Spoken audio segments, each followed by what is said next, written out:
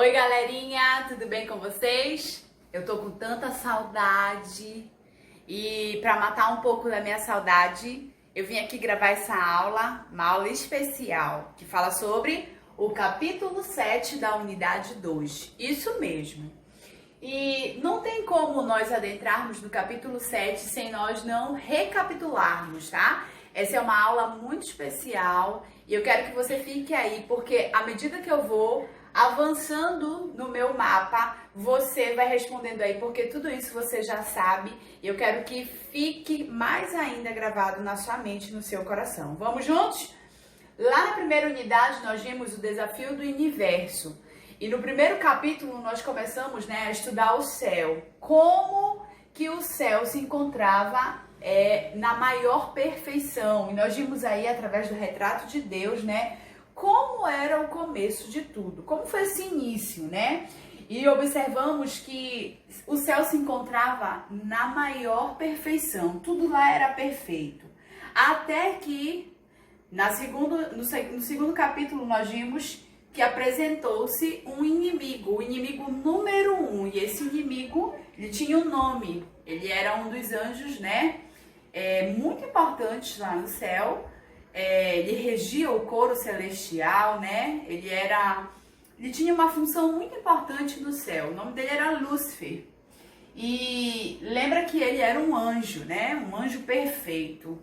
E o desejo dele, então, foi assentar-se no trono de Deus, receber toda a adoração, toda a glória, toda a majestade, E aí, visto que isso não foi possível, ele saiu, Ele saiu de cena. E foi expulso juntamente com 1/3 dos anjos com ele, que compraram a ideia dele. Enquanto isso, no terceiro capítulo, a gente faz uma pausa dessa história, de Lúcifer, e a gente vai, então, para um lugar muito especial. Deus, então, tem uma ideia muito especial em criar um mundo maravilhoso. E então, a gente observa no capítulo 3 que a criação de Deus, e a sua obra mais perfeita, que é eu e que é você, que era o homem e a mulher, eles foram feitos com um propósito, isso mesmo.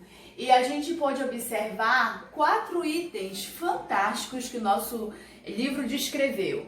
Nós vimos que a aparência física do homem e da mulher era semelhante a Deus. Vimos que a capacidade de pensar deles era perfeita, Vimos que a capacidade de criatividade que eles tinham, ia muito mais além do que nós vemos hoje, E a capacidade, eles tinham uma capacidade enorme de se relacionar com o próximo, haja visto que eles se relacionavam com o próprio Deus, o nosso Criador. Isso mesmo.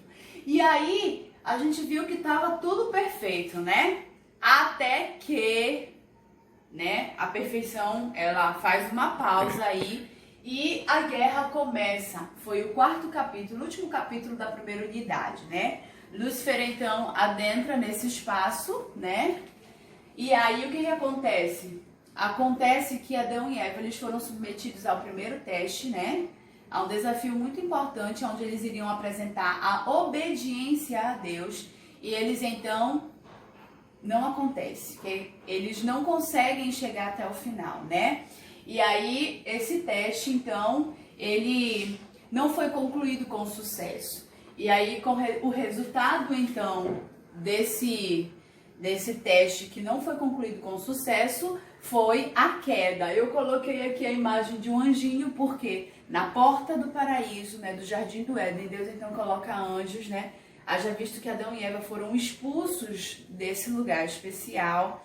E aí, a partir de então, a guerra cósmica acontece, Inicia-se desde aí o conflito, entre o bem e o mal, entre Deus e Satanás, E aí, por mais que você diga assim, não, eu tô aqui na coluna do meio, não existe coluna do meio. Ou você tá com Deus, ou você tá com o seu inimigo número 1, tá? O vale da indecisão, o muro, ele não pertence a Deus. Saiba disso. E aí, nós vimos então, na segunda unidade, com Mensageiros do Céu, que Deus teve uma brilhante ideia. Ele jamais queria que seu povo, que a humanidade se perdesse. E aí ele precisou de um grupo especial, de um povo especial, para anunciar tudo aquilo que ele havia que ele queria que o mundo inteiro soubesse, né?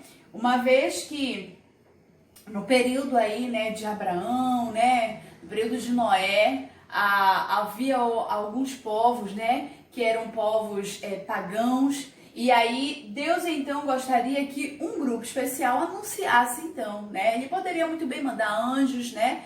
Mas ele escolheu confiar essa missão a nós seres humanos.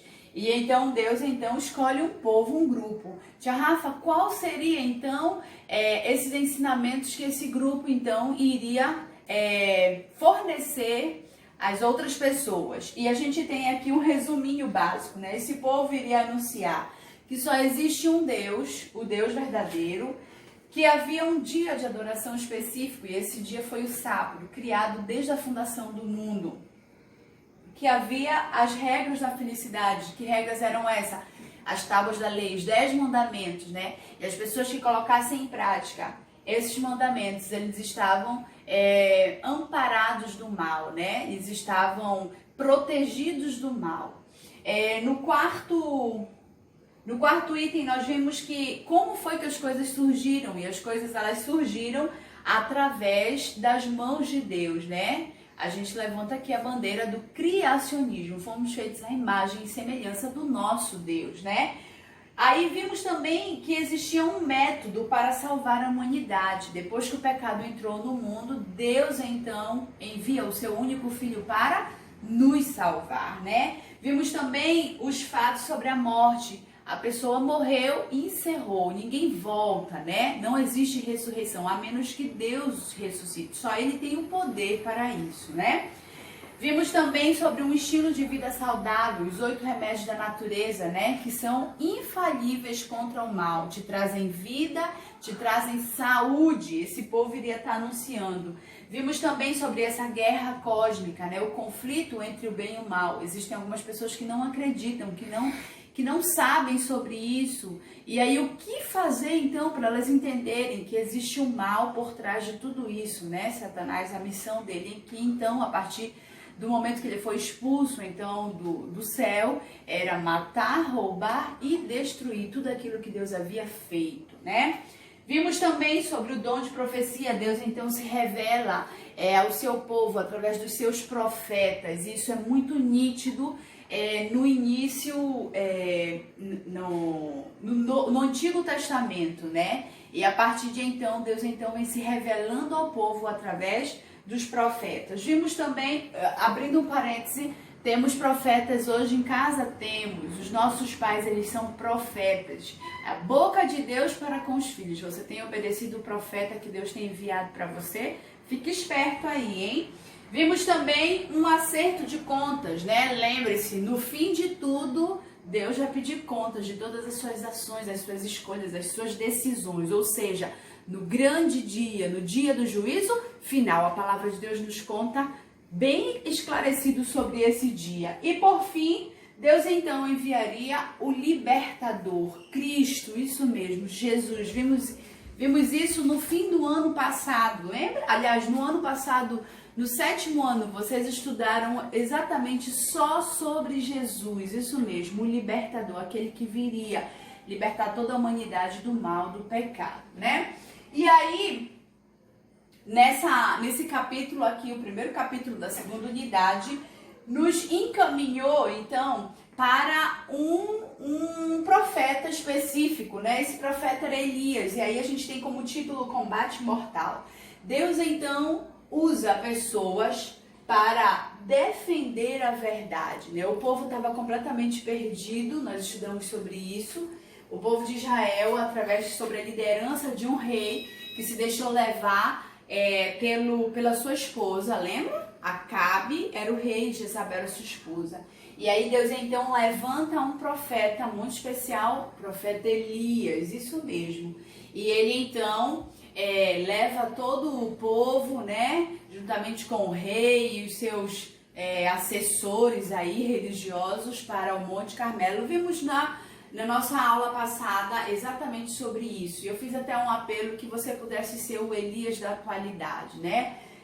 Que você defendesse a verdade que os seus pais têm ensinado, que a nossa escola confirma isso, que a sua igreja mostra, né? Em meio ao século XXI, onde as pessoas têm vivido às cegas, às escuras, né? Vamos então, chegamos ao nosso capítulo 7, o profeta do Messias. E esse profeta é um profeta muito especial. Que profeta é esse? Profeta Isaías. Esse profeta, ele teve uma missão linda, maravilhosa. Ele anunciou, há 700 anos antes de Jesus vir a essa terra, ele anunciou que o Filho de Deus viria para morrer em nosso lugar, para resgatar a humanidade. E é tão bonito perceber no seu livro, no livro de Isaías, como ele descreve exatamente toda essa narração aí, dessa vida, né, que viria ao mundo para nos trazer a salvação. E ele então recebe esse chamado. Deus então visualiza nele um homem que poderia estar trazendo essa notícia, né? essa profecia então ao povo desde essa época, né? Para a gente poder perceber o quanto que a Bíblia ela é verdadeira, né?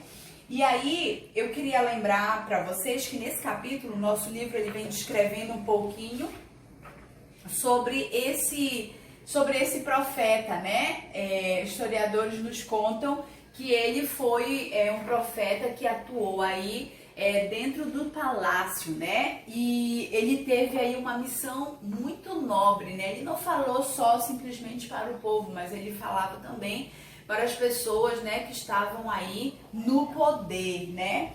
E aí ele então retratou o Messias como sendo então o nosso Salvador.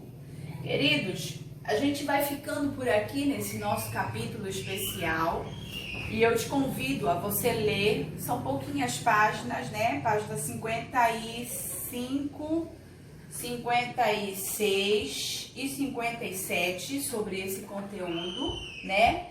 E eu queria deixar com você um texto muito especial. Esse texto se encontra na Palavra de Deus, na Bíblia Sagrada, né? Já deixando aí um gancho para o nosso último capítulo, que é o capítulo 8, Fiel Longe de Casa. Na nossa próxima aula nós iremos descobrir quem foi fiel longe de casa. Mesmo longe da sua família, ele foi fiel. Eu quero ler com vocês, eu quero deixar esse texto, né, do fundo do coração para você, querido aluno, para você, querida aluna, que se encontra no livro de 1 Pedro, capítulo 2, verso 9. Posso ler? Se você quiser pegar a sua Bíblia e marcar esse texto, ele é um texto muito precioso. E ele tem tudo a ver com o que nós conversamos aqui. Diz o seguinte: vocês, porém, são raça eleita, sacerdócio real, nação santa, povo exclusivo de Deus, para anunciar as grandezas daquele que o chamou das trevas para a sua maravilhosa luz. Querido aluno, Deus tem chamado você para essa nobre missão, a missão de levar ao mundo essas mensagens poderosas, né? A verdade. Eu quero acreditar que em meio ao conflito, a guerra cósmica que nós temos enfrentado, você está sendo convidado para ser um profeta, né? Para ser um anunciador da verdade. Eu quero orar com você para que esse chamado de Deus ele se confirme na sua vida. Vamos juntos?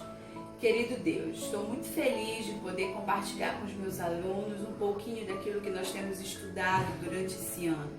Lições preciosas e que têm nos levado, Senhor, mais para perto de Ti.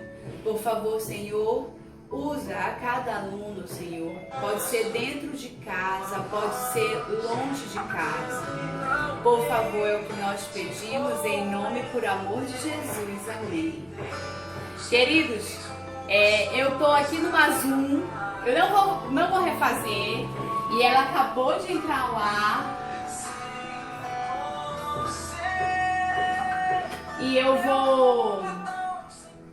E ela acabou de entrar ao ar, por isso que no meio da oração você ouviu esse áudio aí.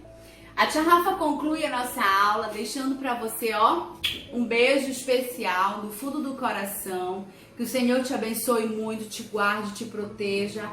Fica bem, tá? Porque tudo isso já tá terminando. Logo, logo a gente se vê na sala de aula, viu?